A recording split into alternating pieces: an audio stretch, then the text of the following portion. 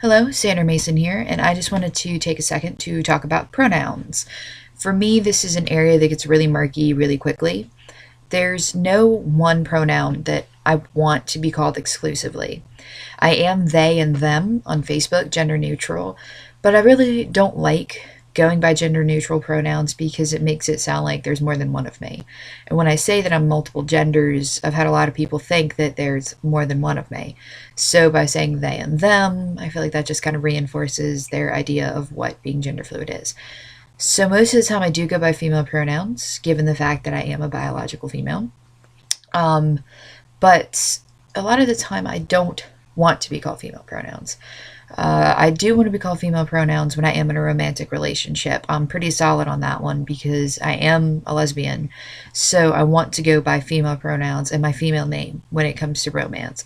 Other than that, I kind of want my pronouns to be as fluid as I am. I want to be able to have he and him and she and her kind of just go together throughout the day.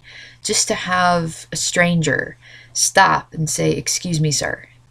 Something like that would be just so validating to me because it has taken me so long to accept the fact that I do have these other genders in me, a male side, in addition to my female self.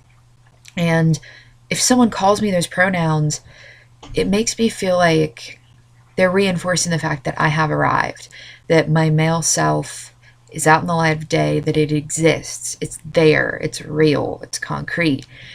And it's amazing how much power these pronouns have. They carry such clout. I mean, they have the ability to make someone's day or ruin someone's day. And I don't think people necessarily realize that. And that's why there's so much misgendering out there. And people don't even realize they're doing it or how harmful it is.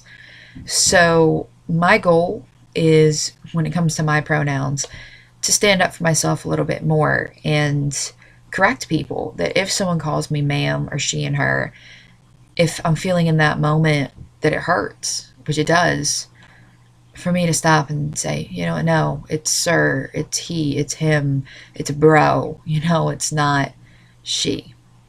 And to have those guts is something I really want to work on because it really does tear me down at this point. I really started noticing it back in July, and it shakes me up. And I wish that I could explain to people how it works with me and say, if you could just call me that occasionally. I do have two people in my life in the real world that do call me male pronouns, but to just have occasionally someone say something to me, especially family, just to acknowledge that I am also their son and their brother, in addition to being their daughter and their sister.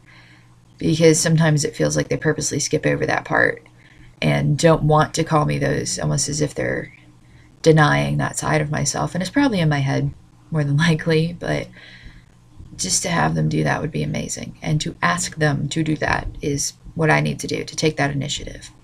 So, anyway, that is my view, really short, on pronouns from my perspective.